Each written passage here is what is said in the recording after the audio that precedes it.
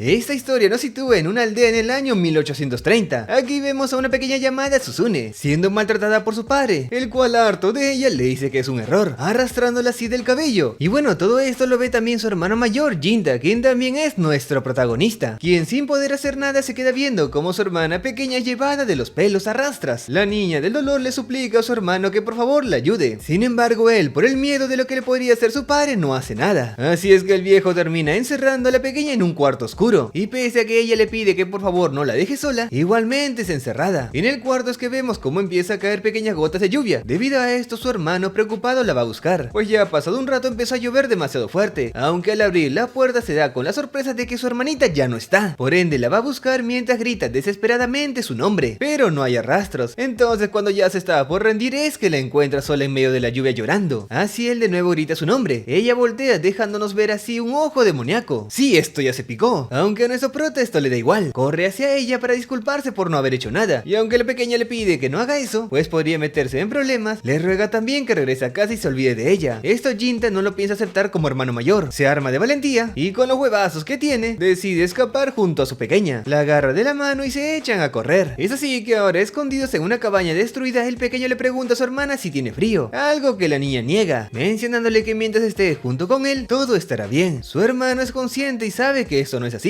pero de igual manera no puede hacer nada, siendo así que cuando ya estaba a punto de dormirse llega un señor, el cual les pregunta si acaso no tienen a dónde ir, pues de ser así mejor vengan con él. Pero aquí nuestro prota se queda dormido. Al día siguiente Jinta despierta escuchando la voz de su hermana, quien va diciendo su nombre, así que al abrir por completo los ojos vemos que este está siendo cargado por el señor, y bueno, su hermanita al lado caminando muy feliz. En eso el señor lo baja de su espalda, pues ya están por llegar a la aldea, diciéndole así que ya es hora de que camine por su cuenta. Al llegar el tipo les platica que esta aldea se construyó para albergar a herreros que utilizan grandes fuelles para forjar katanas, algo que le parece muy raro a la pequeña. Así llegan al hogar del señor. Este les pide que pasen, siendo recibidos por su hija, quien también pregunta por los chicos. Es entonces que su padre, el cual ahora sabemos que se llama Motoharu, le explica que son niños sin hogar y que desde ahora vivirán con ellos. Esto a ella le parece genial. Se acerca a ellos y se presenta con el nombre de Shirayuki, y cuando les pregunta su nombre, es que nuestro pelinero se presenta como Jinta, pero al no oír respuesta de la pequeña, Shirayuki se le acerca y le vuelve a preguntar amablemente su nombre, así que por fin nuestra pequeña Suzune le responde. Todo esto alegra a la niña Shirayuki, quien les pide ser amigos de ahora en adelante. Pasan las horas y ya se hace de noche. Mientras los pequeños dormían, el señor le enviaba su katana. En eso nota que Jinta está fingiendo que está durmiendo, por ello le pregunta si acaso no puede conciliar el sueño, lo cual nuestro pequeño confirma, preguntándole así al señor si acaso es un samurái. El tipo lo niega, diciendo que es un centinela, y como tal se encarga de proteger las cosas importantes y gente de la aldea, dejando con esto maravillado a nuestro Jinta. Ya al día siguiente, cuando Shirayuki iba a recolectar agua, escucha como Jinta y su padre siguen entrenando, por lo que simplemente se va alegre a continuar haciendo sus cosas. Más tarde vemos a los chicos divirtiéndose en un pequeño río. Después de eso, mientras iban conversando de regreso a su hogar en compañía de Chitose, es que su madre de esta última la llama, por lo que ella se despide diciendo que hablarán luego. Estando ya los tres solos, es que Jinta le pregunta sobre su madre a Shirayuki, pues sabe que fue gracias a ella que pudieron quedarse en la aldea. Sin embargo, hasta ahora nunca la han visto, y por ello pregunta la razón de eso, y de que también nunca salga del santuario. Siendo así, Shirayuki le cuenta que su madre es una Itsukihime, la cual es una forma de llamarla Miko del dios del fuego, y las únicas personas que pueden ver a la Itsukihime son el jefe de la aldea y su centinela, siendo este último también su esposo. Ahora, en cuanto a las reglas que tiene una Itsukihime, tienen prohibido interactuar con la gente normal, ya que podrían contaminar sus poderes sagrados, agregando así que ya han pasado años desde la última vez que vio a su madre, y al decir esto se le nota triste. Cambia de tema y le dice que vuelvan a casa porque ya es tarde. Así pasan 3 años. Vemos a Jinta entrenando con Motoharu, mientras la pequeña Shirayuki los observa. A pesar de los intentos de encestar un ataque, nuestro prota es derrotado fácilmente. Motoharu, como el buen padre que es, le menciona que la práctica hace al maestro. Esto Jinta ya lo sabe, pero igualmente siente que no ha progresado en nada. El señor, para animarlo, le dice que nada es para siempre, y aunque no lo crea, durante estos 3 años ha cambiado demasiado, garantizándole que con el tiempo se hará aún más fuerte. Dichas estas palabras, le comenta que ahora debe ir a cumplir sus obligaciones. Todo esto se lo agradece Jinta. Motoharu se marcha, aunque en eso es seguido por Shirayuki, quien le trae su katana que había olvidado. Ahora sí, con todo listo, él se despide de todos. Al estar solo, Shirayuki molesta a nuestro Jinta, preguntándole si todavía le duele el golpe. Sí, nuestra mina tremenda burlonaza. Por ende, Jinta le pide que pare, pues para él no es gracioso. Sin embargo, ella le responde que no sea así, ya que solo intenta ser una buena hermana mayor. Aquí Jinta le pregunta cómo así, pues ella es más joven que él. Siendo así, Shirayuki le responde que al tener las cosas más claras que él, la hace más madura, lo cual cual sonroja a nuestro prota. Es así que transcurren los años, y ahora Jinta se convirtió en uno de los centinelas del pueblo, siendo que justo ahora lo vemos en medio de una reunión importante, en el mismísimo santuario de la Itsukihime. Y ahora es que conocemos el nombre del pueblo, pues es Kadono. Jinta pasa a dar el informe sobre el demonio que intentó ingresar al pueblo, contando así que este desgraciado utilizó un disfraz humano para intentar colarse en Kadono sin ser visto. Al escuchar esto, el jefe de la aldea supone que aquel demonio vino en busca de la Itsukihime, a la que algunos conocen como su princesa, pues según las leyendas aquellos monstruos suelen vivir hasta 1000 años, pero al comer el hígado fresco de un amigo se pueden hacer inmortales. Esto lo creen aún más tras la muerte de la anterior Itsukihime, sí, la madre Shirayuki, pues la mujer fue devorada por un demonio, y solo pudieron acabar con este monstruo después de que Motoharu sacrificara su vida por todos ellos. Sí, mi gente, el padre Salvador y su esposa, que dio permiso para que nuestro prota y su hermana vivieran en la aldea, ya murieron, así que comenten la palabra respeto, porque eso es lo que ambos héroes merecen. Bueno, aquí la actual Itsukihime comenta que otra posibilidad es que estén en busca de la espada Yarai, ya que esa arma sagrada es transmitida a las Itsukihimes durante generaciones. Esto le parece interesante al jefe de la aldea, contando así que esa espada se creó utilizando las mejores técnicas de herrería de Kadono, además que es considerada una katana mística, ya que se ha mantenido en perfecto estado durante más de un siglo. Sí, es una tremenda katana inoxidable, pero bueno, en eso interviene el hijo del jefe de la aldea, este joven llamado Kiyomasa, quien de una forma burlesca le dice a su padre que no tienen por qué tener miedo, ya que la actual Itsukihime tiene dos centinelas que la protegen, siendo uno él mismo y el otro un bicho raro que solo sabe usar la espada. Sí, refiriéndose a nuestro Jinta. Esto molesta un poco a nuestro prota, quien le pregunta si le sucede algo, aunque aquí es que ambos reciben un llamado de atención por parte de la Itsukihime, quien les recuerda que este no es lugar para comenzar a discutir, haciendo así que los dos se disculpen. Con todo lo hablado es que el jefe da por terminada la reunión, se marchan la mayoría, siendo el único que queda nuestro Jinta. Él le confirma a la Itsukihime que todos se fueron, así que ella sale, dejándonos ver que la princesa del pueblo es nada más ni nada menos que la pequeña Shirayuki, quien sí, ahora es toda una señorita, y un poco enojada le reprocha a Jinta por la forma en que se dirige a ella, ya que al estar solos deberían dejar las formalidades. Nuestro machazo responde que no puede, ya que se encuentra en una posición que merece respeto de su parte. Esto lo entiende la mina, pero pide que por favor haga el intento, puesto que ahora solo él puede llamarla de esa manera. Jinta acepta llamándola así por su nombre, lo cual la pone a ella muy feliz y contenta, pero también se disculpa por ser muy egoísta, siendo consciente que tiene que ponerse más firme, ya que no puede depender de él para siempre. A esto nuestro prota no le ve nada de malo, ya que para eso existen los centinelas. El escuchar eso alegra a Shirayuki, quien ahora cambia de tema y le dice que Susune vino al santuario, guiándolo así al interior de este. Aquí Jinta ve como Susune se encuentra dormida, algo que no puede creer, diciendo así un poco molesto que espera que cuando la descubra no vaya llorando hacia él para que la salve. Esto le parece un poco cruel de su parte a Shirayuki, la cual le reprocha de que no sea así, pues ella vino para verlo solo a él, debido a que Jinta estuvo varios días fuera de casa y ella ya no aguantó más. Siendo así, la despiertan y al verlo es que la pequeña le da la bienvenida, algo que Jinta también hace, recalcándole también que lo que hace está mal, puesto que el santuario está fuera de sus límites como persona normal del pueblo. Esto le parece injusto a la pequeña, pero entonces Jinta le recuerda que esas son las reglas de la aldea que los acogió, así que al oírlo Susune acepta esas palabras alegremente. En eso Jinta escucha a alguien acercarse, por ende le pide a Susune que se esconda. Esta alegre le dice que conoce un lugar secreto para escapar, siendo así se marcha diciendo que se ven ya luego. Afuera vemos al jefe de la aldea, quien le pide a la princesa hablar un par de minutos, pues quiere saber su respuesta acerca de la propuesta que le hizo hace unos días. La Itsukihime acepta dándole paso al santuario. Al ingresar el jefe le pide a Jinta que salga unos minutos por favor. Sin embargo aquí nuestro protagonista se niega, recalcando que tiene que proteger a la Itsukihime, y aquí es que ella también le pide que se retire. Por ende ya sin más opción él acepta, pero antes de que se vaya, Shirayuki le pide que siga siendo un firme defensor, ya que la seguridad de Kadono está en sus manos. Con estas palabras Jinta recuerda cuando Shirayuki le comentó aquella vez que pensaba convertirse en la próxima Itsukihime, y por ende no podrá seguir viéndolo. Esto no le importaba a Jinta en ese momento, pues le prometió que se volvería mucho pero mucho más fuerte para así convertirse en su centinela, haciendo así llorar con esto a la pequeña Shirayuki. Pero bueno, de vuelta ya al presente es que Jinta sale del santuario dejando solos a ambos. En eso a lo lejos vemos dos demonios observando a la pequeña Susune. La mujer demonio comenta que aunque parecía algo absurdo lo que vio con su ojo, ahora puede confirmar lo que vio con su habilidad. Al día siguiente Jinta se encuentra descansando en su casa, debido a que ese día no lo necesitan en el santuario, algo que alegra mucho a la pequeña Susune, dejando así al descubierto un poco su ojo demoníaco. Así que mientras conversaban es que llega Shirayuki, pues esta se escabulló del santuario para venir a verlos. Ambos un poco preocupados preguntan la razón de hacer eso. Shirayuki le responde que recibió el permiso del jefe pero solo por hoy, por ello es que los acompañará durante todo el día. Esto pone contenta a nuestra Susune, quien le dice a Jinta que vayan a desayunar juntos como los viejos tiempos. Siendo así los vemos comer, aunque Suzune se queja, pues no estaba rica la comida, reprochándole así a Jinta del por qué no hizo algo más apetecible. Este un poco enojado le dice que la golpeará si sigue quejándose, lo cual hace reír a las chicas, pues saben que jamás él sería capaz de tocarle un pelo a su hermanita. Al terminar de comer es que Shirayuki y Jinta se alistan para salir. Eso alegra a Suzune, quien le dice a su hermano que mientras él sea feliz, ella también lo será, ya que lo quiere demasiado, despidiéndose así de ambos. Luego vemos a nuestros dos tórtolos caminando, y todos los del pueblo se sorprenden al ver cómo nuestro papucho de Jinta está con una hermosa chica, pero al llegar al puesto de Dangos, son recibidos por Chitose, quien al verlo con esa mujer tan bella, siente un poco de celos, pero se retira a preparar el pedido. Esta situación entristece a Shirayuki, ya que su mejor amiga de la infancia no la reconoce, lo cual es normal, pues Chitose no la vio bastantes años. Pero bueno, mientras ambos conversan es que llega ella, con su orden de Dangos, y un pequeño obsequio para nuestro prota, pues recuerda que eso le gustaba de pequeños, marchándose así un poco avergonzada. Pasadas las horas es que los vemos parados cerca del río, en el que jugaban de pequeños. Jinta al ver a Shirayuki está feliz, preguntándole si ya se siente satisfecha, lo cual ella muy contenta confirma, pero también menciona que lo trajo a este lugar porque quería darle una noticia, así que mirándolo fijamente le comenta que se casará con Kiyomasa, y eso porque el jefe de la aldea no piensa permitir que ella muera sin antes dejar una sucesora. Por ello es que curiosamente acordó casarla con su hijo, ya que es un centinela nacido en Kadono. Sí, ese tal jefe de la aldea toda una basura, ya que nuestro prota también es un centinela. Pero bueno, ahora es que la mina habla como Shirayuki, revelándole que lo ama, pero ahora debe seguir su camino como Byakuya, la cual es una forma de decir cabeza de familia. Todo esto deja muy perplejo a nuestro Jinta, quien sin decir ni una sola palabra sigue escuchando a la mina. Ella le menciona que por un momento llegó a pensar en escapar con él, pero sabía que esto es algo que él nunca aceptaría. Eso Jinta lo confirma, pues aunque la ame, él hizo un juramento para proteger a los Byakuya, más no a Shirayuki, diciéndole también que si aceptara huir con ella sería una ofensa a lo que ella representa y un desperdicio de todo su entrenamiento, y eso sería algo con lo que él no podría cargar en su vida. Con estas palabras Shirayuki sabe que ellos son tal para cual, pues pusieron a los demás por encima de ellos mismos, e incluso de su propia felicidad, prometiendo así a ambos que seguirán sus papeles de Itsukime y su centinela, para que su amor perdure durante la eternidad. Sí, tremenda mentira para nuestro pobre prota. Pero bueno, luego de esas palabras vacías, porque igualmente se va a dejar detonar por el Kiyomasa, pasamos con Suzune, a la cual vemos sola y algo nerviosa. Sí, bastante curioso. Así pasamos a un nuevo día. Vemos que se encuentran reunidos en el santuario, pues han detectado a dos demonios merodeando por el bosque tabú. Le dan como orden a Jinta acabar con aquellos demonios, mientras que el otro centinela se quedará vigilando el santuario. Con esto acaba la reunión, y vemos a Kiyomasa esperar a nuestro prota afuera, pues no entiende la razón de su silencio a pesar de saber la noticia del matrimonio arreglado entre Shirayuki y bueno, él como hijo del jefe de la aldea. Aquí Jinta con total tranquilidad le responde que no sucede nada, ya que solo importa la felicidad de la princesa y la paz del pueblo. Esto enfurece aún más a Kiyomasa, pues hasta él sabe que Jinta está enamorado de Shirayuki, y a pesar de eso no hace nada, por lo que del enojo lo llama bicho raro y loco. Al oír estas palabras nuestro chico está de acuerdo, marchándose así para cumplir su deber. En otro panel pasamos con la pequeña Suzune, quien andaba sola en la cabaña haciendo sus cosas, pero es en ese momento que llega la mujer demonio. Ahora volvemos con nuestro prota, quien en medio del bosque recibe un ataque que logra esquivar a las justas. Al ver que es el demonio le pregunta por su acompañante, pues sabe que son dos. El sujeto le responde que su compañera tiene unos asuntos pendientes en Kadono, dando así inicio al inminente combate, donde vemos como Jinta logra esquivar el ataque del demonio, embistiendo a este con alta facilidad, provoca que pierda el equilibrio y rápidamente le corta un brazo. Por su parte el demonio con total tranquilidad agarra su brazo y le explica que los demonios pueden vivir fácilmente más de un siglo. Sin embargo ellos le parecen curioso, pues los humanos pueden perdurar transmitiendo sus sueños y técnicas, halagándolo hacia él, pues como humano le parece fascinante. Aquí le pregunta la razón de desafiar a la naturaleza con ese poder. Siendo así, Papi Jinta responde: lo hago por mi gente y para derribar a quienes lo amenacen. Al mismo tiempo la demonio que está con nuestra Suzune le pregunta si sabe quién es. La niña confirma, pues la reconoce como una demonio. Así la tipa le comenta que Suzune también es uno, lo cual nuestra pequeña niega, afirmando algo asustada que es totalmente una humana. La demonio al ver que abraza la ropa de su hermano sonríe, diciendo que es una dulzura del amor entre hermanos, pues eso es lo que la obliga a seguir siendo humana, mencionando así que este debe ser un defensor muy leal para hacerla sentir así. Al oírla Suzune sonríe, con lo que la demonio entiende que le tienen gran estima. Suzune esto confirma, pues Jinta lo es todo para ella. Al ver esto la demonio ve a una mujer joven de corazón, por ello le cuenta que hay alguien que quiere hacer daño a su hermano, pidiéndole que la acompañe, pues necesita su poder, prometiéndole que no le hará daño, ya que los demonios no mienten. Suzune obviamente no le cree y se niega. Por esto la demonio tocando su frente le muestra cómo Shirayuki y Kiyomasa están a punto de hacer la reproducción humana. Evidentemente esto repugna repugna a la pequeña, la cual ya no puede ver más, preguntándole así a la demonio qué mierda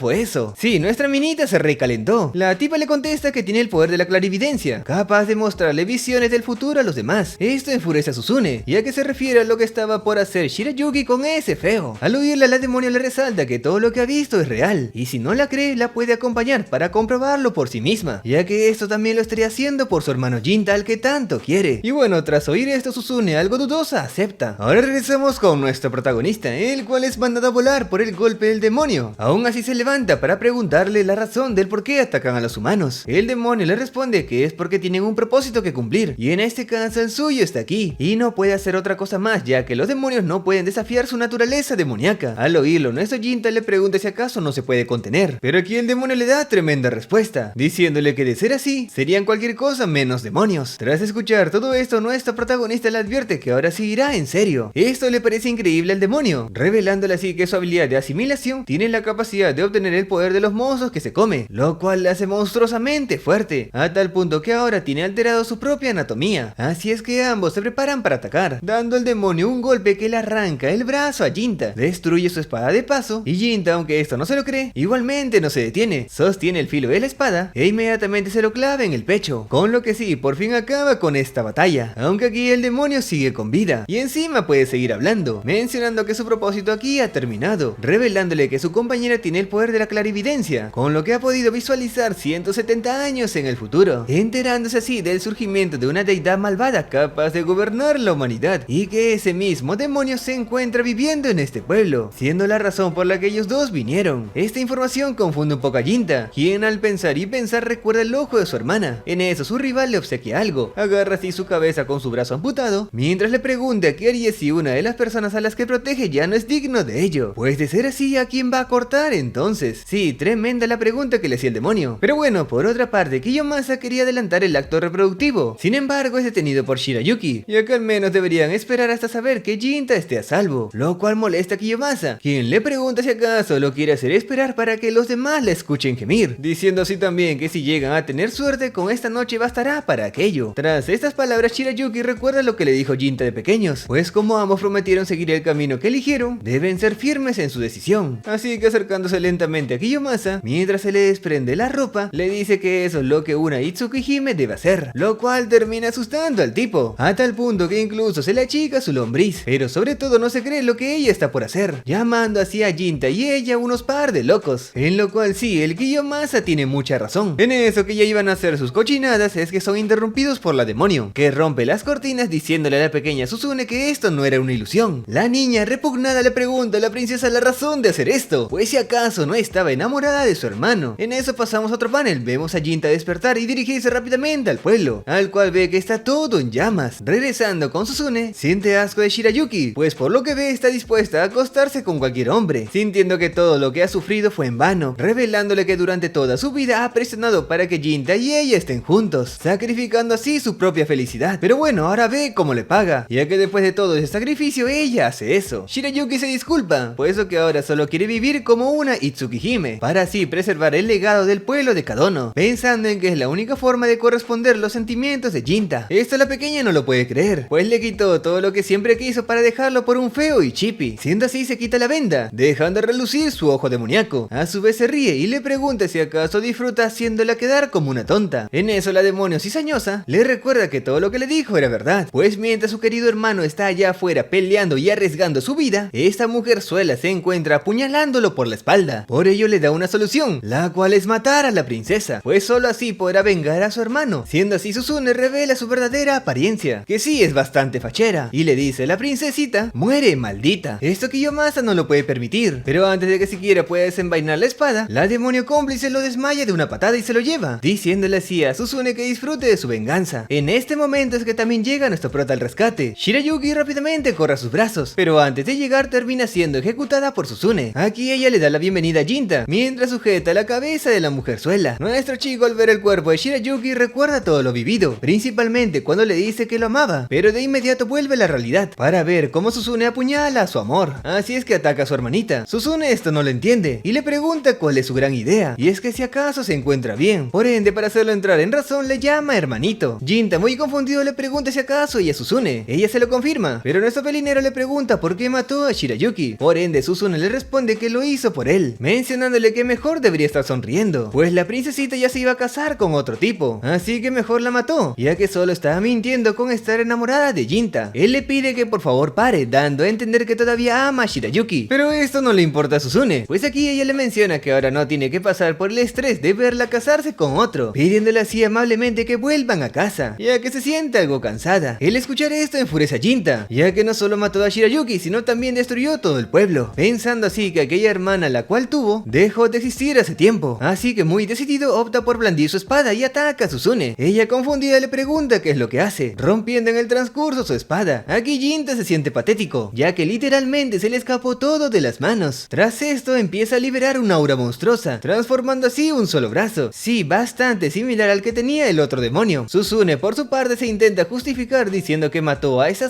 por él. Sin embargo, aquí Jinta la calla. Al oír esto, Suzune retrocede, ya que no puede creer que él también la abandone, pues pensó que era diferente, y ahora sabe que todo ya fue suficiente. Se cansó de tenerle fe, mencionando que él lo era todo para ella, pero ahora al ver que no la aprecia, es que le grita, diciéndole que se vaya al diablo, él y todo el mundo, y sin perder el tiempo empieza a dar múltiples saltos por la habitación, mientras le pide a Jinta que se rinda, pues su vida ahora ya no vale nada. Aún así, nuestro protagonista le grita que se calle, paralizándola así al instante, pero no es por miedo, sino estrategia, pues en un instante atraviesa a Jinta de un solo golpe. Sin embargo, ahora nota que no puede sacar su mano de su abdomen, y como está a punto de recibir un golpe de él, recuerda cuando ella le mostraba la frente y él nunca la golpeaba. Sin embargo, ahora es distinto y recibe el puñetazo de lleno, lo cual sí la manda a volar. Al tener esta oportunidad, Jinta rápidamente se acerca para acabar con ella, pero justo aparece la otra demonio, quien recibe todo el daño de Jinta, pidiéndole así a Suzune que escape. Esta hace caso, pero levantando de paso la cabeza de Shirayuki, le menciona a Jinta que ahora lo odia todo, así que también va a destruir este mundo, amenazándolo con que la recuerde, pues pase el tiempo que pase, vendrá a hacerle una última visita antes de su triste final. Y dicho eso, se va. Al escuchar todo esto, la demonio clarividente sonríe, ya que también cumplió con su propósito, y con todo esto aseguró el futuro de sus hermanos, desvaneciéndose así con mucho alivio. En eso es que comienza a llover, lo cual apaga las llamas y deja en paz a los aldeanos, mientras tanto que vemos a Jinta sujetando el cuerpo de su amada, por quien ahora lanza un grito desgarrador de dolor, ya que sí, Jinta no pudo proteger todo lo que siempre amó. Al día siguiente es que lo vemos preparándose para marcharse. En eso ve al jefe de la aldea esperándolo. Ambos se sientan para conversar. Jinta le comenta que se irá de Kadono, pues debe prepararse para enfrentar al dios demonio que se aproxima. Al oír esto, el jefe le pregunta si está seguro, ya que de ser cierta la historia se tendría que enfrentar a su propia hermana. Nuestro machazo sabe que así está la situación, pero aquella persona mató a su amada Shirayuki, algo que en su corazón no piensa permitir. Por ello resalta que matará a su propia hermanita, aunque de ser posible le gustaría encontrar una solución pacífica, lo cual ve muy poco probable. Entonces el jefe le entrega la katana a Yarai, ya que a pesar de ser un demonio cree que todavía le queda algo de decencia, pidiéndole así que intente desenvainarla, lo cual él logra. Por ello el viejo le dice que de ahora en adelante será el dueño de dicha espada, y como tradición se le añadirá el Kajin a su nombre, que significa noche, pasando a llamarse ahora Jinja. Sí, el viejo le cambió el nombre como si nada, pero bueno, Jinta no cree adecuado que se quede con la espada. Por ende el jefe le explica que ahora ya no existe el linaje Tsukihime, siendo así que esa espada solo acumularía polvo en el santuario, agregando también que eso le hubiera encantado a la princesa. Así es que Jinta observa detenidamente la espada. En eso el viejo se arrodilla, pidiendo perdón, pues por su culpa sucedió todo este desastre, ya que él como padre usó su autoridad como jefe para obligar a Shirayuki a estar con su hijo, ignorando así los sentimientos de Jinta. Pero para sorpresa de todos, nuestro protagonista lo toma esto con total tranquilidad y calma. Luego ya vemos a nuestro prota a punto de irse, cuando es detenido por Chitose, quien le dice que ante sus ojos él sigue siendo el mismo machazo de siempre, empezando así a ponerse triste pues piensa que ya no va a volver. Jinta la tranquiliza, mencionándole que le guarde un poco de mochi y sobe, ya que sí o sí piensa volver, y dicho eso es que se marcha del pueblo de Kadono. Así pasan los años, y cambiamos de escena, donde se nos muestra una jovencita que se encuentra barriendo un santuario. Así ella nos cuenta que siempre pensó que los acontecimientos del pasado no tenían nada que ver con ella. Sin embargo, al verlo a él, entiende que la razón de las lágrimas que suelta resultaron estar relacionadas con la razón por la que ella está aquí ahora. Siendo así, nuestro Jinta le pregunta si acaso ella es la Miko de este santuario, pero antes de recibir una respuesta, se nos menciona que la chica pronto se enteraría sobre el largo viaje que Jinta había hecho durante los últimos 170 años. Sí, en verdad ha pasado bastante tiempo. Regresando al pasado, exactamente 20 años después de que Jinja haya salido del pueblo de Kadono, es que en otro pueblo se encuentra un joven llamado Senji, quien tras una pequeña charla con sus conocidos vuelve al trabajo, donde cerca también nuestro Jinja se encuentra reunido con un viejo, pero ambos permanecen en silencio. En eso es que llega Senji, quien pregunta a su jefe si acaso él es la persona de la que se habló, refiriéndose a nuestro prota. El viejo se lo confirma, diciéndole que del resto de detalles se encargará a él, marchándose así completamente serio. Senji, un poco nervioso, se presenta diciendo que es empleado aquí en Sugaya. Yendo ya directo al grano, le pregunta sobre los detalles que le comentó el jefe. Jinja le responde que el señor Hyusu le habló acerca de su hija adoptiva, la cual teme que su vida esté amenazada por un demonio. Aquí Senji le pregunta si acaso no le dijo nada en específico. Jinja niega con la cabeza, así es que Senji decide explicarle los detalles de esta situación, pues durante estos días será el guardaespaldas de la señorita Natsu, quien ya cumple 13 este año, ya que la misma afirma haber visto un demonio que le decía repetidas veces: regrésame a mi hija. Sí, básicamente el demonio la quiere secuestrar a la pequeña porque piensa que es su hija. Es entonces que son interrumpidos por Natsu, quien molestando a Senji le dice que deje de holgazanear, ya que si no le irá a su padre de ello. Pero cuando ve a Jinja, le pregunta si acaso es el guardaespaldas que su padre contrató, ya que de ser así ya se puede ir. Sí, ni siquiera lo dejó presentarse a nuestro prota. Pero bueno, Senji le dice que por favor no se precipite. Aquí la muchacha afirma que ese tipo es un completo estafador que intenta aprovechar la oportunidad para así ganar dinero fácil, callando en el proceso a Senji, quien intentaba explicarle que su padre lo eligió personalmente para que la cuide. La muchacha vuelve a decir que no le pagarán nada y odia la idea de tener a un Ronin como guardaespaldas, pidiéndole ahora a Senji que lo eche. Dicho eso, ella también se va. Nuestro joven, todo apenado, se disculpa por la situación, diciendo todo decaído: quiero renunciar. Sí, pobrecito. Pero ya llegada la noche, vemos a Natsu un poco intranquila. Sí, más que nada por el tema del demonio. En eso es que llega Senji para vigilar su puerta, pues como ella se encargó de espantar a su propio guardaespaldas, él estará aquí para cuidarla. Eso tranquiliza a la niña, quien todo tsundere le dice que eso le da igual y que él también piensa que es mentira todo este asunto, algo que Senji no afirma pero tampoco niega. Esto vuelve a poner triste a Natsu, sino porque habría contratado a un Ronin sospechoso. Aquí sí Senji refuta, negando lo que ella acaba de decir, pues él cree que su jefe se preocupa de todo corazón por ella, ya que de no ser así, ni siquiera se hubiera molestado en contratar un guardaespaldas, ya que como buen padre que es, cree en su hija y en las palabras de esta misma. Entonces es que Natsu escucha esa voz que le dice: regrésamela. Por ende ella empieza a gritar del miedo pidiendo ayuda. Al oír esto, Senji le pregunta si le sucede algo, aunque detrás escucha esa misma voz diciendo: regrésame a mi hija, viendo así como sale del suelo un monstruo deforme, el cual repetidas veces dice esa misma frase. Senji, muerto del miedo, le pide a la señorita que no salga de su habitación, y ya cuando el demonio estaba por sujetarlo es que aparece Jinja, quien le corta el brazo épicamente diciendo: no mates a mi pana que me cae bien. Y también le pregunta al demonio cómo es que se llama. Sin embargo, al no recibir respuesta alguna, decide acabar con la vida del demonio, y sí, de un solo corte. Al ver esto, la niña sale para preguntar si es el Ronin de antes y si acaso el demonio está muerto. Jinja responde que cuando un demonio perece, este se desvanece en una niebla blanca, pero como este no fue el caso, sabe que el demonio volverá. Al día siguiente, Jinja y Senji se encuentran reunidos, pues este último sabe que el demonio volverá, y por ello le pregunta si podrá quedarse otra noche más. Ante esto, nuestro prota acepta, pidiéndole más información sobre la señorita Natsu, ya que las palabras de ese demonio le despiertan curiosidad. Esto Senji lo entiende, quien amablemente le cuenta que los padres reales de la señorita son parte de la familia extendida del jefe. Sin embargo, estos ya fallecieron. Asimismo le dice que puede estar calmado, pues le asegura que Natsu no es una demonio, ya que de ser así el jefe de ninguna manera la habría adoptado, contándole así que la esposa de Gyusou fue asesinada por un demonio y su hijo, quien huyó, nunca más fue visto. Debido a esto es que el jefe le echa la culpa de todo a los demonios. Por eso sabe que de haber una mínima posibilidad de que la señorita Natsu fuese una demonio, el jefe no la cuidaría para nada. En la noche el jefe y su hija se encontraban cenando. El señor le pregunta si todo estaba bien con el nuevo guardaespaldas que contrató. Ella se lo confirma, diciendo que aunque al principio pensó que era un estafador, ahora no le parece alguien malo, agradeciéndole así por su cuidado. Su padre le responde que no es necesario agradecer, ya que es lo mínimo que un buen padre haría. Estas palabras sonrojan a la pequeña Natsu, quien le pregunta la razón de contratar a ese hombre. A esto él le cuenta que últimamente han habido rumores de demonios merodeando por Edo, pero tras esos rumores también estaba uno que decía que había un hombre que podía matarlos con una sola espada. Siendo así, la niña entiende que se refiere a Jinja. Gyusou la tranquiliza diciéndole que esa persona se encargará de cualquier demonio mientras le pague, y como su reputación era muy buena es que sabe que el tipo es digno de confianza, lo cual solo pone pone más feliz a Natsu, pues con eso sabe que su padre le creyó sobre lo del demonio. A la mañana siguiente la pequeña se encuentra recostada en su padre, mientras nos cuenta que a lo largo de su vida ha escuchado varias historias de miedo, tales como el fantasma de los sauces, los ogros, la llorona, el chupacabras, el caricire y entre otros. Sin embargo, todas estas historias nunca le han causado nada de miedo, pues sabe que solo son cosas inventadas. Ahora la cosa es distinta cuando escucha a la gente hablar de cómo la mujer de su padre fue asesinada por un demonio, su hijo secuestrado por una diableza, y sobre todo que a ella la adoptó solo por todo lo mencionado, con lo que no puede evitar sentir terror, ya que no hay nada más aterrador para ella en la vida que la verdad sin exageraciones. En ese es que llega la noche, ella sale a ver, dándose cuenta que Jinja y Senji la están vigilando su habitación. Ella le pregunta a este último el motivo de por qué se encuentra aquí. Senji le responde que lo hace para ver si tiene alguna oportunidad de compensar lo de ayer, algo que poco le importa a Natsu, pero igual le pide que en compensación la lleve a un lugar divertido, lo cual Senji muy contento acepta. Así es que ahora le pregunta a nuestro prota si él tiene nombre. Nuestro pelinero se lo confirma, se presenta con su nombre y la niña en su momento más humilde, sí, con 0% de arrogancia, le dice que debido a lo de ayer depositará un poco de confianza en él. Esto más que nada porque su padre también confía en Jinja. Al oír esto, nuestra prota entiende que ella le tiene mucho cariño a su padre, lo cual ella confirma, añadiendo que se siente muy agradecida ya que él la acogió y le dio todo un hogar. Tras esto, Jinja le pregunta sobre el hijo desaparecido de Yuzu, pero ella furiosa le dice que no sabe nada. Al ver esta reacción, nuestra prota se disculpa por la pregunta, pero Natsu le cuestiona si acaso es posible que un humano y un demonio tengan un bebé, lo cual Jinja confirma. Al escuchar esta respuesta, ella supone que tal vez pertenezca al demonio que sigue viniendo. Sin embargo, nuestro prota le asegura que ese demonio no es ninguno de sus padres, pues sabe perfectamente quién es ese demonio, dejando así a la señorita más tranquila. Aquí nuestro pelinero les pregunta a ambos si acaso saben cómo nacen los demonios. Senji confirma diciendo que nacen al igual que los humanos, es decir, por la reproducción natural. Jinja, al ver que solo conocen esa manera, les explica que hay más maneras en que nacen, siendo la primera, como dijo Senji, la segunda cuando un demonio abusa de una humana por diversión, y aunque pareciera no haber más, también hay ocasiones en que algunos demonios pueden nacer de la nada, esto debido a emociones fuertes, especialmente a los más oscuros como la rabia, celos, obsesión, hambre y entre otros, pues estos sentimientos al filtrarse en las personas se estancan hasta que empiezan a coagularse, las cuales con el paso de tiempo adquieren una forma sólida, y es así que nacen esos demonios, que en cierto sentido son emociones con un cuerpo de carne. Dichas estas palabras es que vuelve a aparecer el demonio. Jinja le vuelve a preguntar su nombre, pero este sigue repitiendo las mismas palabras de siempre que ya nos tiene cansados, y cuando lo ataca él lo esquiva y lo somete contra el suelo, diciéndole así que no es lo bastante inteligente como para contestar su pregunta. Senji asustado le pide que haga algo, pero Jinja se limita a preguntarle a Natsu si acaso quiere que lo mate, pues aunque corta el demonio este volverá a aparecer. La pequeña no entiende esto, así que nuestra prota le explica que este demonio es el resultado de sus emociones y el deseo para que su padre se centrara su atención solo en ella. La niña, sin poder soportar más, le pide que se calle, pues aunque sepa que ese demonio no desaparecerá hasta que ella se haga cargo de sus sentimientos, no sabe cómo hacerlo. Por ello le pregunta qué debe hacer. Jinja le dice que es muy simple, pues solo debe pedirle que mate a este demonio. Sabiendo ahora que la culpable de todo es ella, y que ese monstruo fue creado a base de sus emociones, es que entiende que a la que debe matar es a ella, pues el demonio y ella son lo mismo. Aquí Senji le interrumpe, diciéndole que no es así, pues sabe que el señor la ama como a su propia hija, y a pesar de que ambos son malos usando las palabras para compartir los sentimientos, se tratan como una familia de verdad. Por ello sujeta su mano y le pide que no se eche la culpa. Con eso Natsu entiende y le pide a Jinja que por favor mate al demonio. Él, satisfecho, desenvaina su espada y rápidamente corta en dos al demonio, dando por terminada la vida de este monstruo, que se desvanece en una niebla blanca. Después vemos a la pequeña Natsu dormida, mientras Jinja se encuentra en el patio viendo al demonio intentando aparecer de nuevo, confirmando así lo que al principio él creía, pues de haber sido creado solo por los sentimientos de Natsu, habría dejado de existir en el momento que ella cambió de opinión. No obstante, este desgraciado sigue vivo, recordando así que alguna vez hubo una mujer en esta aldea de Sugaya con el potencial de ser un demonio, y sí, se refiere a la misma esposa del jefe que fue asesinada por un demonio. Por eso es que cree que la razón por la que el demonio actual sigue diciendo esas palabras no se trataba solamente por Natsu, sino de la niña que dio a luz la esposa de Yuzou, así es refiriéndose a su pequeña hermana Susune. Es así que Jinja se lamenta, pues nunca imaginó reunirse con ella de esa manera, y al no tener recuerdos claros al menos le gustaría saber su verdadero nombre, por lo que se lo pregunta. Sin embargo, no recibe respuesta alguna, siendo así blande su espada, pidiéndole que por favor descanse en paz, acabando así finalmente con el demonio, a quien mientras se desvanecía le dice adiós querida madre. En un nuevo día él ya estaba por marcharse, por ende Senji y Natsu lo estaban despidiendo, quienes a su vez le agradecen por lo que hizo, algo que él pide que no lo hagan, pues solo hacía su trabajo, pero de inmediato se retracta, ya que en realidad esta es una forma de saldar una deuda. Y aquí nos deja una sabia frase, y es que el vivir hasta cierta edad no nos convierte necesariamente en adultos. pero el paso del tiempo puede ayudar a cualquiera a ganar perspectiva. Esto se los comenta porque en su niñez su mundo solo se definía por lo que veía, y no sabía que ciertas acciones traían consecuencias, algo de lo que no se dio cuenta en su momento, pues era demasiado inmaduro para hacer otra cosa que huir. Por ello quería enmendar haciendo ese trabajo. A pesar de estas hermosas palabras, Natsu no le entendió, así que nuestro poeta le dice que devuelva la amabilidad que su padre le da. Eso es lo esencial. Dicho esto, se despide. Es entonces que sale Gyuzou, preguntando si ya se fue. Senji le reprocha que debió salir al menos para despedirse, algo que el jefe no cree necesario, pues sabía que este haría su trabajo desde el momento en que lo vio. Senji le pregunta si hay alguna razón por la que confía tanto en él. Así el viejo le pide que no haga preguntas estúpidas, pues cualquier padre que se respete tendría fe en su hijo. Dicho esto, le ordena que vaya a su puesto si no quiere que lo degrade de posición. Por ello Senji se va y los deja solos. Aquí la pequeña Natsu aprovecha para preguntarle si hay algo en lo que ella pueda ayudarle, pues cierta persona le dijo que debería devolver la amabilidad que su padre le da. Él, un poco sorprendido, le responde que eso es algo de lo que no debería preocuparse, puesto que la mejor manera en la que un hijo puede corresponder la amabilidad de su padre es viviendo una larga vida. Y sí, mi amigo, tal y como piensas, Gyuzou es el verdadero padre de nuestro Jinja. Pero también podemos concluir que la razón por la que este agarró de las greñas a Suzune de pequeña es porque ella mató a su propia madre, algo de lo que Jinja nunca se dio cuenta. Es así que pasaron otros 3 años. Estamos en el año 1853 y en un puesto de comida nuestro prota escucha a Ofu, la cual le entrega su sopa, y el padre de esta le cuenta a nuestro Jinta sobre el demonio descuartizador, quien parece no utilizar una espada, puesto que todas sus víctimas han sido encontradas con sus cuerpos horriblemente destrozados. Además que el número de cadáveres no cuadra con la cantidad de desaparecidos. Con esto en mente, vemos después a nuestro prota que se encuentra en un puente, esperando que el demonio apareciera. Sin embargo, esto nunca pasó, pero aquí escucha el grito desgarrador de una mujer. Se dirige de inmediato al lugar, pero solo encuentra los cuerpos de hombres asesinados, más no el de una mujer. Es entonces que algo logra provocarle un corte. Jinta rápidamente blande su espada, se prepara para recibir los ataques, siendo que logra bloquear uno, pero al ser el demonio invisible no pudo ver que estaba detrás, y es así que recibe un corte en toda la espalda, logrando ahora por fin ver al demonio. Así que furioso le agradece que no haya sobrevivientes, pues ahora ya no tiene la necesidad de ocultar su brazo demoníaco. Detiene el ataque del rival, rompiendo también la cuchilla del sujeto invisible, al cual lo llama descuartizador. Al oír esto, el oponente le dice que no es así, pues su nombre es Mosuke, y más bien pensó que él era el descuartizador. Esto sorprende a Jinta. Por su parte, Mosuke le explica que vino a eliminar a ese tipo que anda matando a las mujeres por este lugar. Siendo así, le recomienda a nuestro prota hablar en otro lugar. Llegan a su casa y conversan. Aquí Mosuke le cuenta que es un demonio superior entre comillas, más que nada por su habilidad despertada, que es la invisibilidad. Jinta aquí le menciona que es muy débil en combate, lo cual Mosuke confirma, siendo que ahora le revela que ese tal descuartizador fue quien mató a su esposa humana llamada Hatsu, quien sí aceptó estar con él a pesar de saber que él era un demonio. Aquí Mosuke menciona que su mujer era una persona muy buena que no le hacía daño a nadie, pero aún así ese demonio descuartizador la mató y la dejó en el río sin nada. Al oír esto, nuestro Jinta entiende mejor las cosas. A la mañana siguiente encontramos a nuestro chico en la tienda de siempre pidiendo lo mismo de siempre y con las personas de siempre. Ofu le pregunta si halló alguna pista del descuartizador. Jinta responde que ha estado más complicado, así que el señor se lo toma con gracia y menciona que hasta para un cazador de demonios es muy duro ganarse la vida, lo cual nuestro pelinegro confirma. Luego de esto se reúne con Mosuke y este le dice que todavía no ha encontrado nada, considerando estas búsquedas como otra fallida. En eso que regresaban a casa, ven a lo lejos a Ofu, la cual se encontraba apreciando unas flores, lo cual parece poco seguro a Mosuke, pues hasta él sabe que no puede andar una mujer tan bella a estas horas de la noche en la calle, y peor estando sueldo ese tal descuartizador. Aquí Jinta se disculpa con nuestro peloncito, se dirige a Ofu para hablar con ella, y también de paso presentar a Mosuke, aunque este último se ocultó con su habilidad, diciéndole así al oído que aproveche para dejar a su amiguita a salvo, mientras él va a seguir vigilando la zona alrededor. Es así que nuestro prota conversa con la mina, mientras ven las flores en esta bella noche. Después de dejarla en casa, es que Jinta se da cuenta de la presencia de Mosuke, pues siempre los estuvo acompañando. El demonio le menciona que esa mina es una chica muy simpática para él, pero dicho eso se retira, mencionando que seguirá con la búsqueda del descuartizador, lo cual toma bien nuestro Jinta, siendo que ahora lo vemos en un puente. Aquí a una jovencita él le llama la atención, pero en eso es que hace acto de presencia el descuartizador de mujeres, eliminando a un tipo que estaba cerca, pues ahora lo que quiere es comerse a esa mina, que por cierto nuestro prota está protegiendo. Así es que el demonio se lanza, pero Jinta la evade con su espada, siendo así el demonio cambia de lugar, lo ataca de nuevo, pero esta vez lo empuja para que deje sola a la chica, lo cual lo consigue cuando está por comérsela. Es que llega Papi Mosuke para salvarla. Nuestro Jinta obviamente no desaprovecha esta oportunidad, ataca al monstruo provocando que este escape, y sí, por lo que vemos ese demonio salta en el aire. Con este panorama nuestro chico se disculpa con Mosuke, ya que al final lo dejaron escapar. Por su parte Mosuke le dice que no pasa nada, pues él tampoco esperaba que el demonio fuera tan fuerte. Aún así seguirá su rastro, ya que al menos podría encontrar donde descansa el demonio. Jinta le dice que tenga cuidado y que más bien no se arriesgue mucho. Mosuke le responde que mantendrá la distancia aunque lo encuentre, ya que para nada le interesa perder la vida, pidiéndole así que cuide de esa jovencita, y dicho eso se va tras el demonio. Aquí la jovencita le pide ayuda a nuestro prota, así que Jinta, como el caballero que es, le echa una mano para que se levante. Al ya estar de pie, ella le menciona que esa actitud suya tan fría e insolente le trae viejos recuerdos, preguntándole así si acaso la ha olvidado. Al verla, nuestro pelinegro piensa mucho, diciendo así el nombre de Natsu. Ella se lo confirma, contándole que como adolescente ha crecido mucho en estos 3 años. Sin embargo, él sigue teniendo ese aspecto. Aquí Jinta agrega que él es inmune a envejecer, lo cual molesta a Natsu. Aquí Jinta le pregunta si acaso el salir tarde es un hábito suyo. Ella le responde que no sea tonto, pues volvía a casa después de hacer una entrega a uno de sus buenos clientes. Esto alegra a nuestro prota y menciona que Natsu ha cambiado, resaltando que ahora ella tiene una sonrisa más natural. Ella se alegra y se lo confirma, pues también eso demuestra que está dejando de ser una niña. Sin embargo, su guardaespaldas de siempre lo niega, agregando que todavía está muy lejos de la edad adulta. Al oír esto, Natsu se asusta y se pone detrás de Jinta, gritándole a Senji que no le asuste así, lo cual al tipo le parece que es muy grosera de su parte, aunque aquí al ver a Jinta lo reconoce. Por su lado, nuestro prota se alegra de verlo, pero Senji, como siempre molestoso, le pregunta si acaso él y la joven Natsu tienen una aventura amorosa. Nuestro pelinegro ignora esto, contándole que la joven Natsu fue atacada por un asesino en serie, guiándole así con la mirada a uno de las víctimas de este. Al ver esto, Senji se asusta mucho, tanto que se esconde detrás de la señorita. Sí, tremendo valiente resultó, y encima le pide a la mina que llamen a la policía, pero aquí ella le cuenta que ellos no podrían hacer nada contra los demonios. Siendo así, Jinta menciona que ese es uno de los que ha estado cazando desde hace algún tiempo, y si alguna vez necesitan de su ayuda, pueden encontrarlo en una tienda de soba de Fukugawa llamada Kije, ya que al ser ellos les hará un descuento. En eso que está por retirarse, Senji lo detiene, mencionándole que si busca demonios debería visitar Teramachi en Yanaka, pues allí tiene un templo que fue abandonado después de que el sacerdote principal falleciera hace un tiempo, ya que según los rumores la gente ha estado escuchando la voz de una mujer que viene de él todas las noches. Por lo mismo corren rumores de que algún tipo de demonio vive allí. Esto le interesa a nuestro Jinja, quien le pregunta cómo se llama el lugar, siendo así Senji le menciona que es el templo Mizuho. Por su parte, Mosuke, que andaba persiguiendo al demonio, es que llega al mismo templo del que le hablaban a nuestro Jinta, pero antes de abrir la puerta activa su invisibilidad. Al ya estar dentro nota como el demonio anda comiendo a la mujer, pero también escucha como este menciona que debe ir a casa. Sin embargo, esto a Mosuke ya no le importa, desenvaina su espada y gritándole maldito es que lo ataca. Obviamente este grito lo escucha el demonio y guiándose por la onda sonora es que sabe de dónde viene el ataque, por ende de un solo garrazo es que lo elimina. Mosuke se lamenta de morir así sin consumar su venganza. El demonio se retira, pero después de un rato es que viene Jinta. Aquí Mosuke le comenta que encontró al demonio, le entrega su espada mencionándole que esta fue forjada en un lugar llamado Kadono, siendo que funciona como un amuleto contra los demonios, y dicho eso le pide que por favor venga a su esposa por él. Nuestro Jinta acepta esto, pero le pide a cambio su poder, lo cual Mosuke acepta, pues haría cualquier cosa por un amigo, y más uno que le va a cumplir un deseo. Es así que cerrando los ojos le pide que haga uso de él como quiera. Ahora al consumir el cuerpo de Mosuke es que ve toda su vida pasada del demonio. Sí, desde que llegó como un simple pueblerino hasta cuando enamoró a su esposa con su alta amabilidad, mencionando así a su difunto amigo que ha escuchado su deseo y muy pronto lo verá realizado. Es así que después de un rato el demonio vuelve al lugar. Jinta aquí activa la habilidad de invisibilidad, pero como él no grita ni hace bulla, es que el demonio no se da cuenta. Le cortan un brazo y el demonio se pone recaliente, pero Jinta también no se queda atrás. Activa su brazo demoníaco en conjunto con su ojito de invisibilidad, aclarándole al demonio que con esto último lo va a matar, siendo así que sin darle tiempo a atacar al demonio es que logra cortarle la cabeza. Ahora ya teniéndola a su merced, nuestra prota como siempre le pregunta quién es exactamente, pero el demonio solo logra balbucear que quiere regresar a casa con un cuerpo. Sin embargo, esto a Jinta ya le da igual, mencionándole que se dará un festín con su carne de demonio, como él lo hizo comiéndose a estas mujeres inocentes. Al cargar su cabeza se da cuenta que su poder de este demonio es dardo, el cual provoca un aumento temporal de la velocidad, y también el activarlo le permite patear por el aire en una rápida ráfaga de velocidad, lo cual sabe nuestro Jinta que le será muy útil. Y ahora que ya ha descubierto su poder, procederá a ver lo que hay en su alma, descubriendo así toda la vida pasada del demonio, quien es nada más ni nada menos que Hatsu, sí, la mujer de Mosuke. Y bueno, aquí se nos muestra cómo dos tipos desgraciados abusaron de ella y la lanzaron al río, por lo que ella, con el fuerte deseo de volver con Mosuke, es que buscaba el cuerpo de una humana, pues le prometió a su esposo que pronto estaría en casa. Ahora que nuestro Jinta Jinta sabe eso, siente pena por el pobre demonio, y más sabiendo que esta tenía el alma de la mujer de su amigo. Así que al desvanecerse el cuerpo del demonio, nuestro pelinegro menciona que nunca hubo posibilidad de que el demonio cumpliera su deseo. Dicho eso, nuestro prota se retira del templo. Al día siguiente, nuestro protagonista no se queda de brazos cruzados. Sale de la casa de Mosuke, donde se nos muestra que había tomado en su nombre, además que mantenía el broche de cabello de la esposa de su amigo. Pero por otra parte, y días después, se nos muestra el padre de Ofu. Él le pregunta si sabe algo de Jinta. Ella se lo confirma, pues el otro día se lo encontró cuando fue a Asakusa. Y bueno, charlaron un rato. Aquí él le dijo que pasaría a comer soba cuando terminara su asunto. Esto le parece raro al señor, pues oyó que el descuartizador desapareció de repente y los asesinatos cesaron de la nada, con lo que entendió que seguro Jinta ya había matado al demonio. Por ende le pregunta si acaso su trabajo no ha terminado. Su hija esto se lo confirma, resaltando que aún había más demonios que cazar. Así es que pasamos a unos días después, siendo que bajo la luz de la luna en su cuarto creciente, vemos a los dos desgraciados que se abusaron de Hatsu, sí, de la esposa de Mosuke, y como los desgraciados que son, van a buscar otra mujer joven esta vez. Aquí uno recomienda buscar una como la última, sí, esa que estaba casada. Su compañero aquí le menciona que es un enfermo, lo cual tiene mucha razón, por lo que aquí el otro se excusa mencionando que eso es mucho más excitante para él, resaltando que esa última tipa llamada Hatsu no paró de forcejear y gritar el nombre de su hombre hasta el final. Al oír esto el otro se lo confirma, pues la mina solo gritaba Mosuke y Mosuke, lo cual a estas basuras le provoca risa. Sin embargo, aquí se encuentran con nuestro protagonista, quien sin darles tiempo a preguntar rápidamente les corta la cabeza, pero en eso nota que uno aún respira, así que le clava la daga justo en el corazón, con lo que asegura que estos dos desgraciados nunca más vuelvan a abusar de una mujer. Asimismo menciona el nombre de su amigo, pidiéndole que descanse en paz, sabiendo ahora que su deseo ha sido cumplido. Ahora pasamos a otro día en el local del Kakesoba. Llega el heredero de la familia Miura, los cuales son reconocidos por ser unos samuráis. Este preocupado le comenta al señor que anda buscando a su hermano mayor. Sin embargo, toda su familia no recuerda haber tenido otro hijo. Es así que les pide ayuda. El padre de Ofu le recomienda a Jinta, ya que es bueno con ese tipo de casos paranormales. Y en eso es que aparece el susodicho. Habla un ratito con Ofu, pero aquí el joven los interrumpe, presentándose con el nombre de Naotsugo Miura, pidiéndole así al prota si acaso podría ayudarle con el tema de la búsqueda de su hermano mayor. Le cuenta un poco más acerca del caso, pero aquí al no tratarse de demonios, es que Jinta rechaza el trabajo. Al verlo tan triste como es cliente habitual del local, es que el señor y Ofu le piden por favor que ayude al joven Miura, lo cual nuestro Jinta acepta.